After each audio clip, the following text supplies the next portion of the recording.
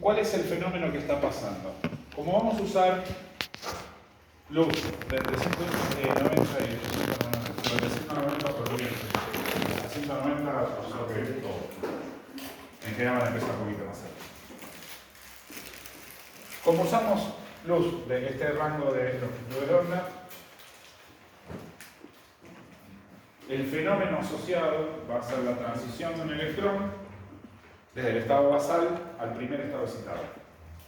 Podría ser otro estado excitado, pero es generalmente menos probable.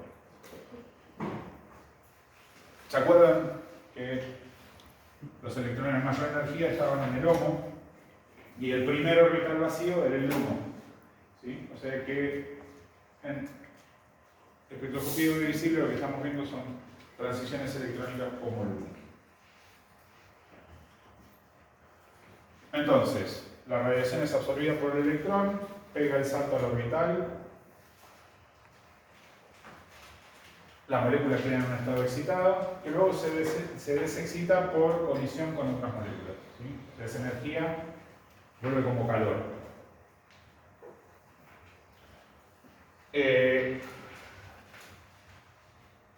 Entonces, esta constante de proporcionalidad que yo les dije, el coeficiente de distribución molar o la absortividad, tiene relación con la probabilidad de interacción entre el fotón y el electrón.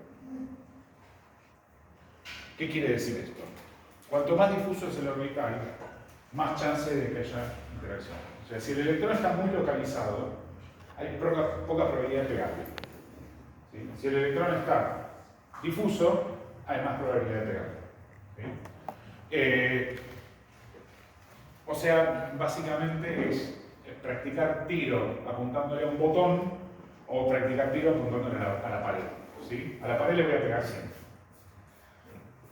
Entonces, ¿cuáles son los orbitales más localizados y cuáles son los menos localizados?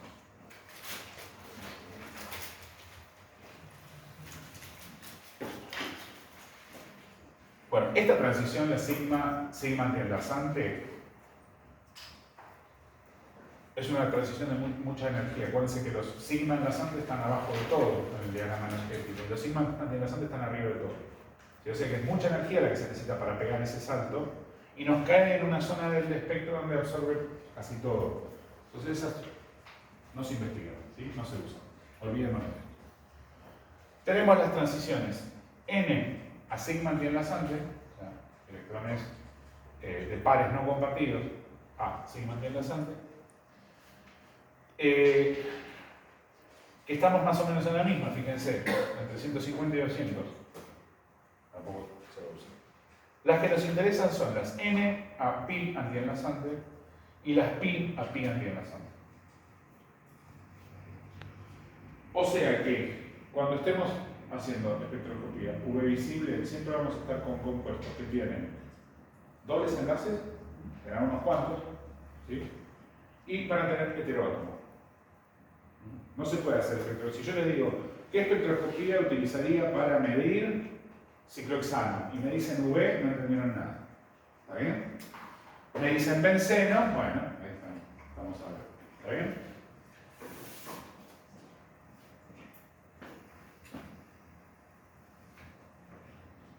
Entonces, fíjense, sistemas de electrones pi, compuestos con muchas insaturaciones, y también oxígeno, nitrógeno, cloro u otros átomos que tengan electrones N. ¿Qué les parece que está más concentrado? ¿Los electrones N o los electrones pi? Concentrado. ¿Qué orbital es más difuso, el orbital N o el orbital pi?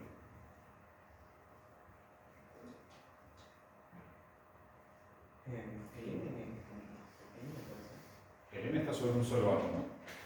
El pi está sobre dos átomos. Así que Más ya difuso es el pi. ¿Sí? Igual nadie va a medir etileno. Sí. Profe, disculpe, no entendí cuál era el orbital N. En el orbital N, no me has dicho el orbital, son los electrones N está en un orbital, por ejemplo, en una mina, van a estar en un orbital sp3, ¿sí? Pero son no compartidos. Son el par no compartido de las aminas, el par no compartido en el agua, en los alcoholes, en los ésteres, los pares no compartidos en los halógenos. Gracias. O sea, a V sí o sí pongo de alqueno para arriba. En V no puedo poner un alcano. No tenés electrones pi, no tenés electrones n. Entonces, este sería el orden, ¿no? Los sigma son los que están más abajo, después vienen los pi, después vienen los n, después vienen los pi antienlace y después los sigma antienlace. Nosotros estamos aprovechando estas dos transiciones. ¿Sí? Estas se van a dar, esta necesita menos energía que esta, ¿no? Entonces esta se va a dar a longitudes de onda más grandes o chicas.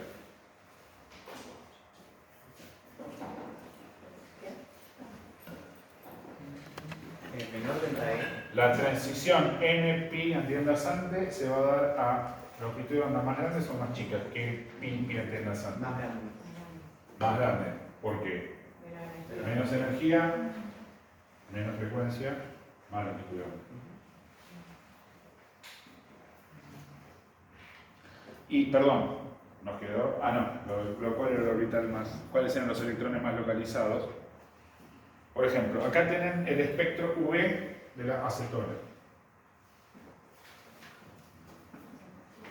Acá a 200 tenemos la transición pi antienlazante de qué electrones? Los del único enlace pi que tiene la molécula. Y un poquito más arriba, a una longitud de onda mayor, como ustedes acaban de predecir, tenemos esta transición n pi antienlazante. Ahí la muestra es una sola, ¿no? Está la concentración que esté. Fíjense que esta transición absorbe mucha luz y esta transición absorbe poca luz. ¿Sí? O sea, el coeficiente de extinción molar para esta transición es grande, mientras que el coeficiente de extinción molar para esta transición es pequeño. ¿Por qué? Porque el orbital pi es más difuso que el orbital n, el orbital de no enlace. Y ahora, una cosa que ustedes me podrían haber preguntado, con mucha mala leche, no sé por qué no lo hicieron en su momento, ¿por qué este espectro no se ve así? Si al principio estoy diciendo que el fotón, que esto está cuantizado, entonces, ¿por qué esta transición abarca todo un rango de energías? Suponemos que esto sigue así, ¿no? Por acá. ¿Por qué esta transición abarca todo este rango de longitudes de onda? ¿Es donde pueden estar localizados los electrones? ¿Cómo es? ¿Donde pueden estar localizados los electrones? Los electrones están en su enlace. Sí, pero en ese espectro diríamos que está ubicado en un solo... Acá estaría absorbiendo a 195, nada más. Nada 196, nada 194. ¿Por qué resulta que yo tengo absorción desde 180 hasta 230? Si el fenómeno está cuantizado. En cada molécula el fenómeno está cuantizado. El problema es que las moléculas en una muestra no tienen toda la misma energía. ¿Sí? Están en distintos estados de movimiento, de vibración, de rotación, y yo estoy viendo la absorción de todas esas moléculas. ¿Sí?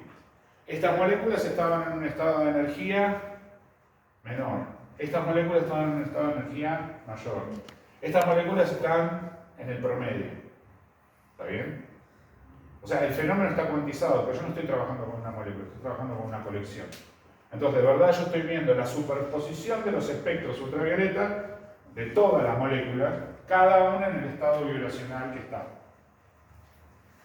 Esto en general se representa de esta manera.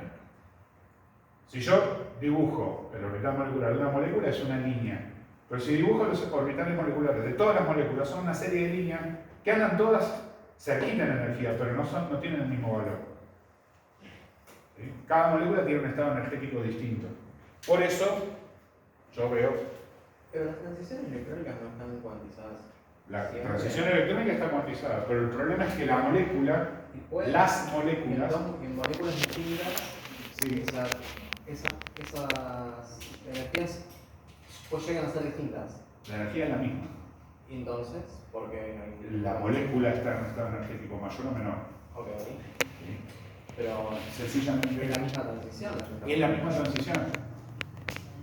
Pero vos no estás midiendo transiciones, vos estás midiendo energía de los fotones. Ok. ¿Sí? Entonces, el fotón le tiene que pegar a la molécula en un determinado estado energético y subirle la energía tanto. Ok. ¿Sí? Si vos empezás en un estado energético más bajo, vas a necesitar más. Y si empezás en un estado energético más alto, vas a necesitar menos. Entonces el delta de una orbital a otra no es para todos el mismo.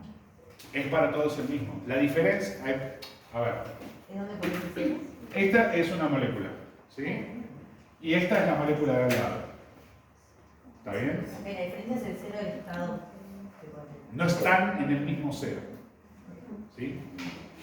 Bien. Otras espectroscopías se procesan de tal manera que es más evidente la cuantización. En UV los picos son así. UV es bastante poco útil para sacar estructura. ¿Sí? Hay detalles de estructura que no los puede terminar de definir por UV, pero está muy bueno para medir rápido concentraciones. Y para algunas cositas más. Bueno, hay un concepto en la espectroscopía que es cromóforo. Cromóforo es aquello que va a interactuar con la luz que yo le estoy tirando a la mano. ¿Sí? Los cromóforos, o los criterios que convierten algo en un cromóforo, va a cambiar según qué espectroscopía yo esté haciendo.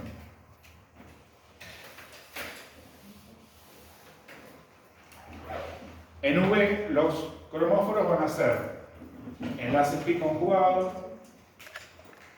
electrones N conjugados a sistemas pi, ese tipo de cosas. Entonces, acá el cromóforo va a ser este benceno que tiene conjugado un carbonilo. ¿Sí? Acá tenemos todo un sistema conjugado que abarca todos estos átomos. ¿Sí? Ese va a ser mi cromóforo. Esto es lo que me va a estar absorbiendo luz UV. Fíjense que si yo rompo este ciclo, el cromóforo queda intacto. Si alargo esta cadena, el cromóforo queda intacto. Si le añado más complejidad a la molécula, el cromóforo queda intacto. Incluso acá tengo otro cromóforo. ¿Sí? Pero ese cromóforo me va a quedar tapado por el cromóforo más grande. Así que todas estas moléculas, yo les muestro el espectro UV y, salvo que sean eximios espectroscopistas UV, me van a decir que son todos iguales. ¿Sí? Y probablemente si son eximios espectroscopistas UV, también me digan que son todos iguales. Porque el elemento que absorbe la luz es siempre el mismo.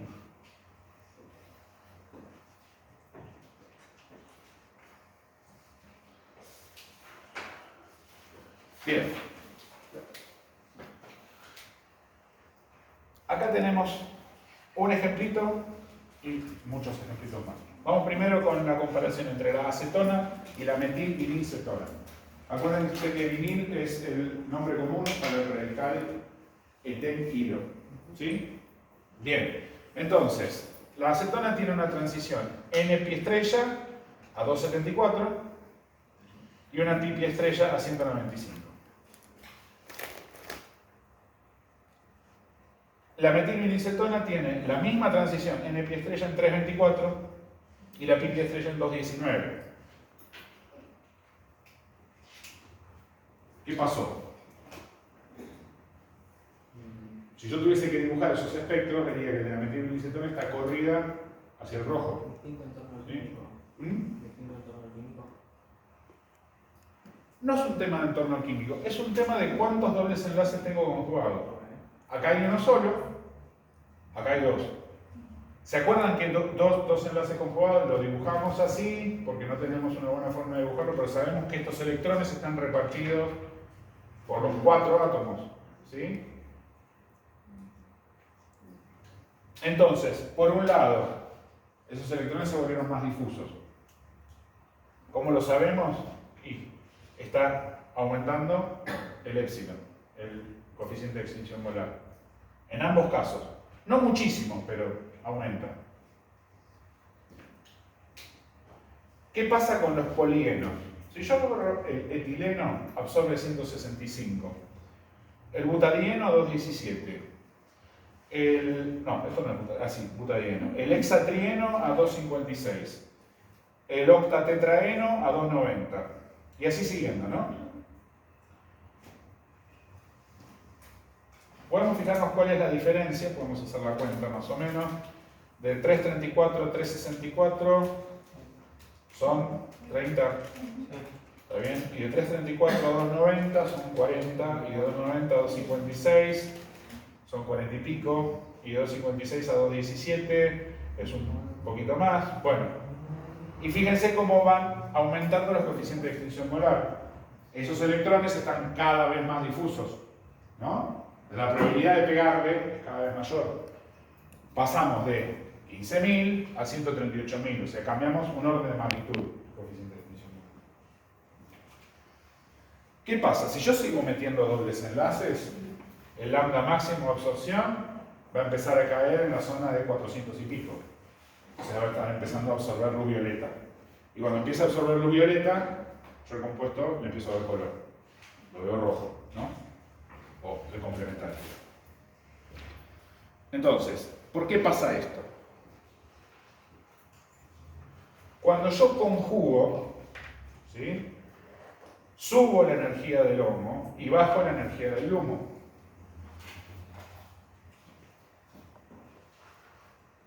Entonces, el salto energético que tienen que hacer esos electrones es menor. Entonces, la longitud de onda a la cual absorbe la molécula va a ser más grande. Menor energía, menor frecuencia, mayor longitud de onda. El salto energético, ¿Cómo es? cualquiera que se acortaba de tu momento. Cuando haces la combinación de los orbitales regulares, déjame que te haga el, si tenemos uno acá comparativo. Ah.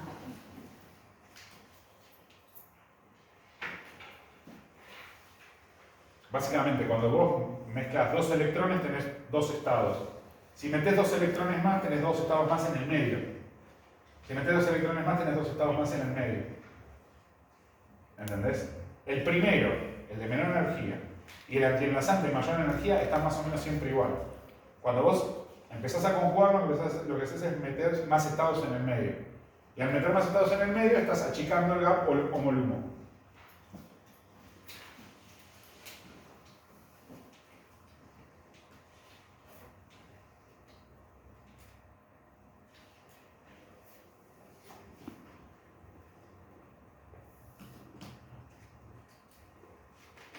Por ejemplo, estos compuestos, que diríamos que son muy conjugados, el beta-caroteno y el licopeno, que seguramente lo conocen porque alguna crema solar, pantalla o algo por el estilo, o bronceador. El beta-caroteno le da el color a las zanahorias. Se llama Ducus carota, la zanahoria es un nombre técnico. Entonces, te lo sacan la zanahoria, es caroteno, el colorante de la zanahoria. Y el licopeno sale de los tomates. ¿Sí? Fíjense que ya tenemos tantos enlaces conjugados que estamos absorbiendo en el violeta y en el azul. Acá tienen una rueda cromática. Yo nunca me acuerdo bien los números, pero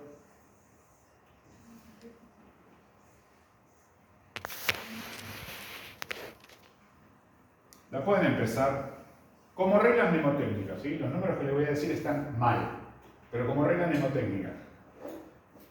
Si empiezan en 400, 450, 500, 550, 600, 650 y acá estaría 700, ¿no? Entonces tienen violeta, azul, verde, amarillo, naranja, rojo.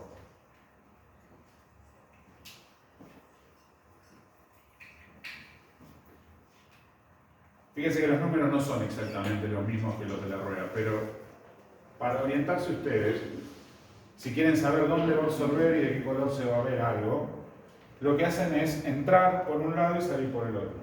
¿Sí? Si absorbe el violeta, se tendría que ver el amarillo. De verdad lo que se ve es el complementario, ¿sí? Pero lo que va a predominar es el amarillo. Si absorbe azul, se ve naranja, si absorbe verde, se ve rojo. Entonces, estos 455 y 474, 455 y 474 están los dos en esta zona. Absorben en el azul, se ven naranja. Por eso las zanahorias y los tomates son naranjas. Los tomates cada vez menos, pero bueno.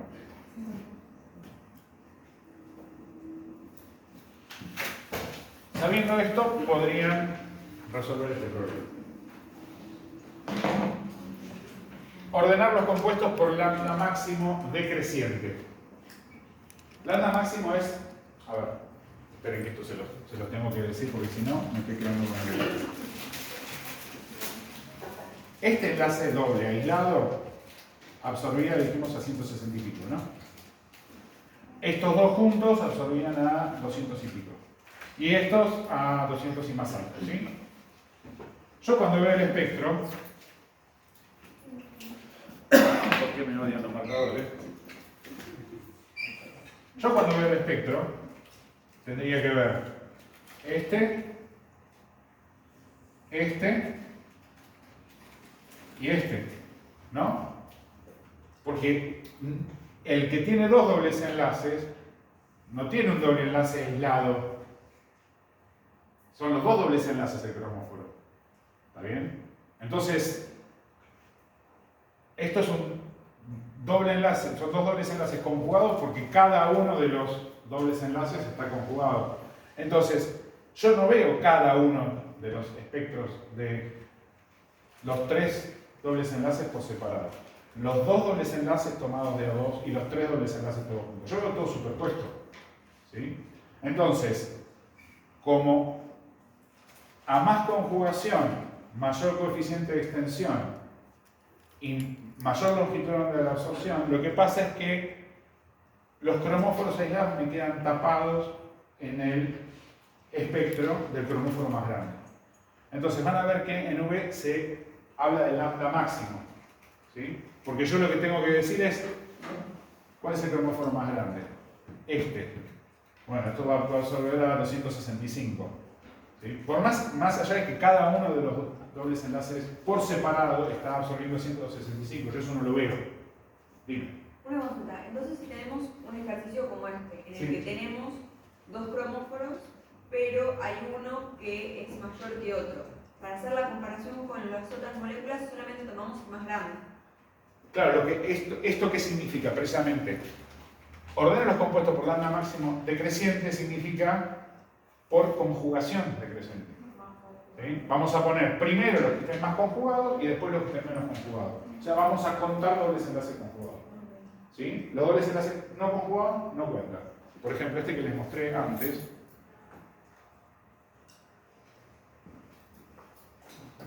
Este está absorbiendo 165. ¿Sí? Está bien que está en la parte del espectro que no inspeccionamos. Pero incluso si la inspección hacemos, quedaría tapado por el otro cromóforo. Entonces siempre hablamos del lambda máximo, el pico que me da a mayor longitud de onda. Entonces, Si ese sí fuese conjugado, pero solamente con otro doble enlace, se tomaría igualmente. a ver, Tiene más cantidad. Por ejemplo, si ahí en cualquiera de tuviese otro doble enlace y ese parte sí fuese conjugado. si hubiese, por ejemplo, uno así, Sí, sigo tomando. y porque este es más grande. Ok, perfecto. Ahora, si esto llegase acá, Se toma todo. ahora todo es el mismo cromóforo enorme. Ok. Esto-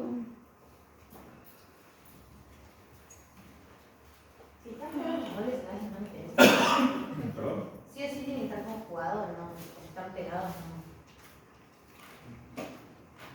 No nos metamos.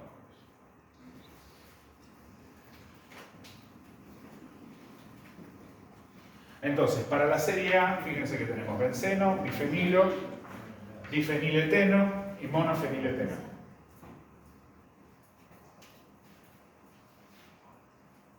¿Contamos dobles enlaces? Este es el sistema más conjugado. Después viene este. Después viene este. Y después viene este. Y punto. ¿Sí? No importa que no podamos decir los valores. Contamos dobles enlaces conjugados. Una cosa interesante es que si hacen el experimento, este no les va a dar. Uno supondría. De verdad les va a dar intermedio entre este y este. ¿Por qué? Nosotros estamos viendo una molécula dibujada en el plano, entonces vemos todos los enlaces conjugados.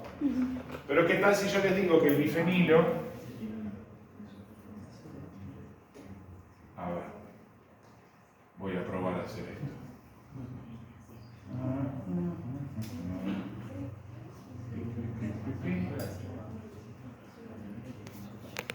Me va a contar un Perú.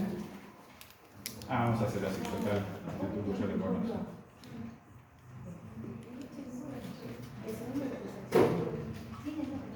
El bifenilo tiene uno de los anillos en el plano del pizarrón y el otro de los anillos Perpendicular. tampoco perpendicular. Pero, o sea, uno diría como... Esperen que lo voy a dibujar acá. ¿Tiene libre rotación? Acá tenemos... Tiene libre rotación, pero la barrera rotacional es mucho mayor que para un alcano. Acá tenemos hidrógenos que están muy cerca y se chocan. Literalmente se chocan. Sus radios van der Waals se superponen. Entonces la molécula quiere girar. ¿Sí? Idealmente, si los anillos se ponen a 90 grados, los hidrógenos estarían lo más lejos posible. Pero ahí perdemos la conjugación. ¿Sí? Y perder la conjugación es estar en un estado de mayor energía. Entonces, ¿qué hace el bifenilo? Dice ni y se pone así. Con un ángulo que es intermedio entre plano y 90 grados. ¿Qué pasa? No sacrifica toda la conjugación, pero aleja lo suficiente a los hidrógenos para que no se molesten. Entonces resulta que uno cuando hace el espectro de esto no ve el espectro como si la conjugación fuese perfecta. Tampoco ve el espectro como si fueran dos bencenos aislados. Ve una cosa en el medio. ¿Sí? Pero, obviando ese efecto, que se los tengo que decir porque si no lo estoy mintiendo demasiado, el orden que uno diría sería este. ¿Sí? Aunque ahora no sé si se los aceptaría, pues ya les expliqué que no es así, pero bueno. A ver estos. Parecen todos bastante distintos, bastante parecidos. No tenemos un anillo unido a un nitrógeno y ese nitrógeno unido a restos alquilo. ¿Está bien? Acá hay 3 y este nitrógeno está positivo. En todos los otros hay 2 y el nitrógeno está neutro. ¿Sí? ¿Y cuál es el cambio entre estos? La cantidad y disposición de los dobles enlaces. Entonces, hagamos una primera diferenciación. Estos 3 con nitrógeno neutro y este con nitrógeno positivo. ¿Qué transición tienen estos que este no puede tener? N pi estrella. No se puede porque no hay electrones N. ¿Sí? Se ocuparon para formar la sal. ¿Está bien? Así que este hay que considerarlo como si fuera un benceno. Nada más. Este hay que considerarlo como un benceno conjugado con un sistema N. ¿Está bien? Acá tenemos un cromóforo más grande. ¿Y acá? ¿Cuál es el cromóforo?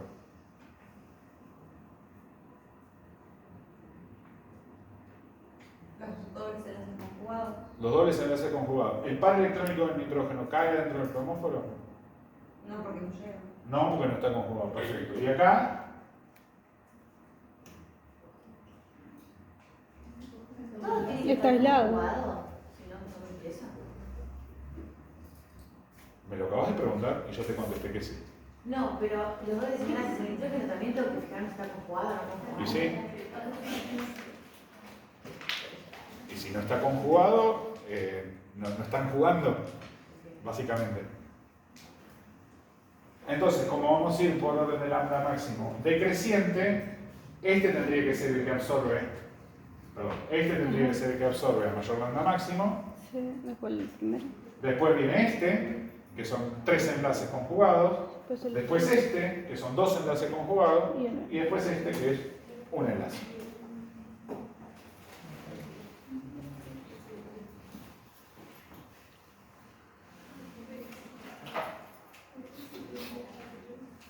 Bueno, este ejemplo que les acabo de decir, que el par electrónico sin compartir, si está conjugado con el sistema poligénico, hay que contarlo, hace que podamos hablar de grupos auxócromos.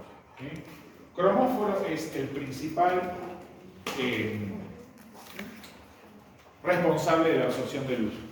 ¿Sí? Y los auxócromos van a modificar esa absorción, por un poco. En general los auxócromos lo que hacen es aumentar la intensidad de color o aumentar el lambda máximo o ambos. Entonces, ¿cómo consiguen esto los auxócromos? Y básicamente le dan electrones al sistema poligénico conjugado. Esa es la forma en que el auxócromo aumenta la absorción del compuesto. Entonces, si el benceno pasamos al fenol, que tiene estos electrones que puede compartir con el anillo, el lambda máximo salta de 255 a 270.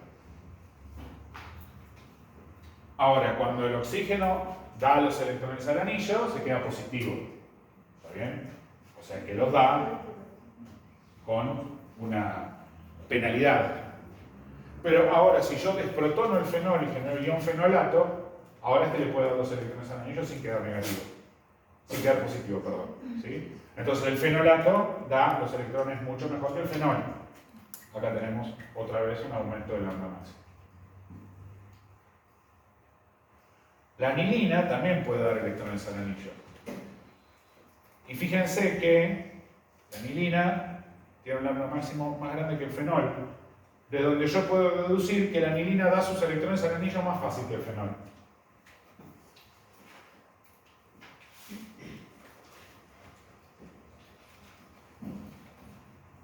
Y tiene sentido, ¿no? La anilina es más básica que el fenol. Así como el amoníaco es más básico que el agua. ¿Bien? Y el ion aniliño, que es muy parecido a la sal que les mostré recién, ya no tiene sus electrones N. Entonces, fíjense que absorbe casi la misma longitud del fenol que el benceno. Dejó de ser auxócromo cuando lo protoné.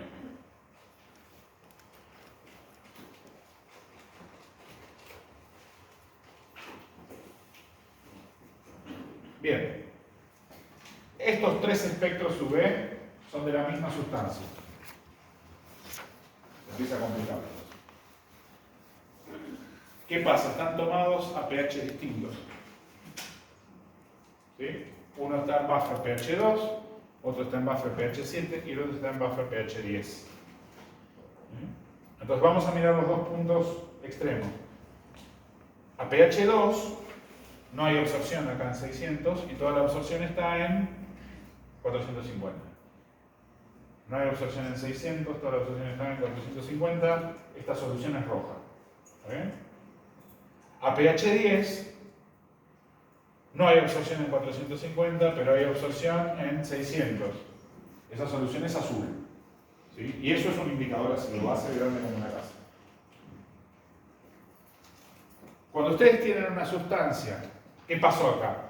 Al protonar o desprotonar este indicador, lo que pasa es que cambió la disponibilidad de electrones. ¿Sí? O quizás dos sistemas poligénicos que estaban aislados ahora están conjugados. Así suelen funcionar los indicadores ácido-base.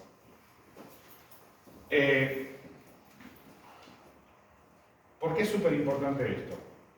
Primero, yo puedo sacar el pKa de ese indicador ácido-base haciendo experimentos de este tipo. Eso uno. Dos, puedo saber el pH que está en la solución metiéndola en el espectrofotómetro. Por ejemplo, ustedes tienen un medio de cultivo, están mirando una bacteria, le ponen un indicador ácido-base. De hecho, ni siquiera lo tienen que meter en el espectrofotómetro, lo pueden ver. A medida que la bacteria consume un azúcar, va generando un ácido, ¿sí? Y el pH del medio va acidificando. Y ustedes saben que el experimento hay que cortarlo porque la proteína se cosecha cuando el pH es 4. Entonces le ponen un indicador de ácido base que cambie cerca de 4. Entonces el medio de cultivo está rojito, rojito, rojito, rojito, y ahí en el shaker, y de repente a las 11 de la mañana se empieza a poner amarillo. Listo, lo sacamos.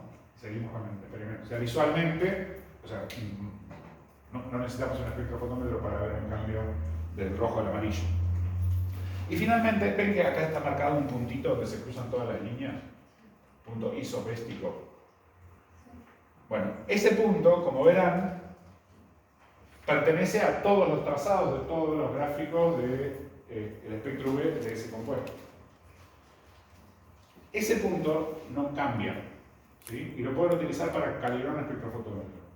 Si algún día están trabajando en un espectrofotómetro y le dan resultados raros, una forma de saber si tienen que llamar al técnico es agarrar un colorante cuyo punto isopéstico conozcan, lo disuelven en 3 o 4 buffers, tiran los gráficos y se fijan si el punto isopéstico les coincide con el que está reportado en la bibliografía.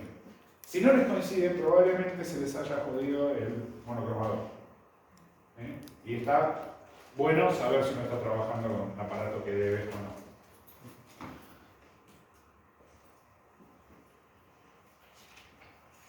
Si yo mido la absorbancia del fenol a 287 nanómetros,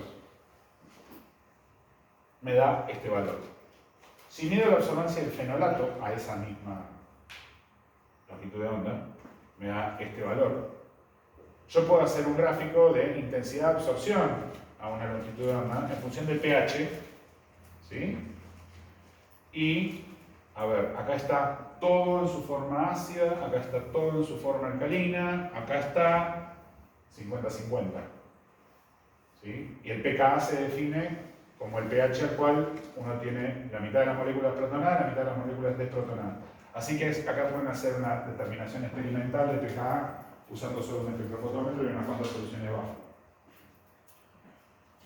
O ni buffer, o sea, pueden tener hidróxido de sodio y un pHímetro y ir midiendo el pH antes de medir la absorbancia.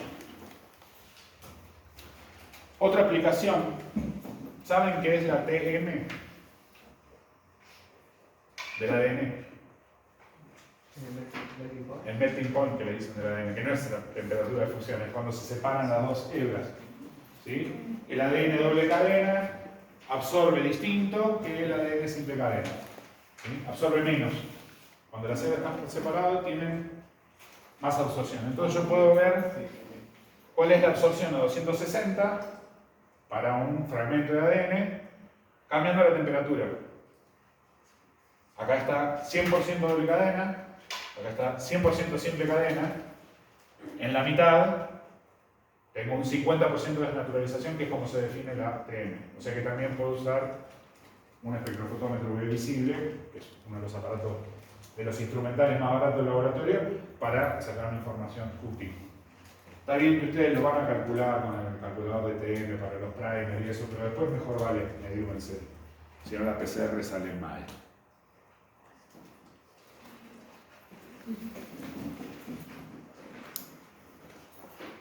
Entonces vieron que el UV cambia con el pH y cambia con la temperatura cuando uno agarra bien el analítico.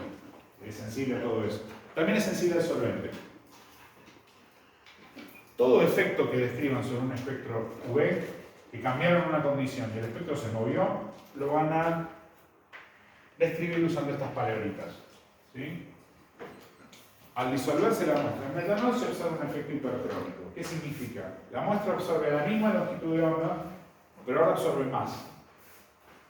O al disolverse la muestra en acetato de etilo se observa un efecto hipocrómico. Sigue absorbiendo la misma longitud de onda, pero menos, ¿sí? Menos intensamente.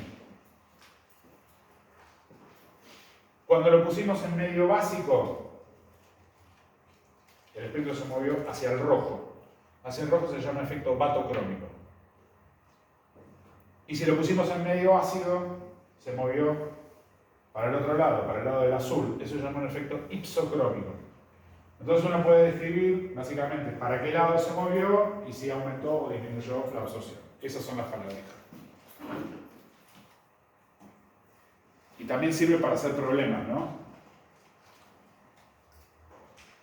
Expliquen por qué se observa el efecto batocrómico al disolver fenol en hidróxido de sodio, por ejemplo.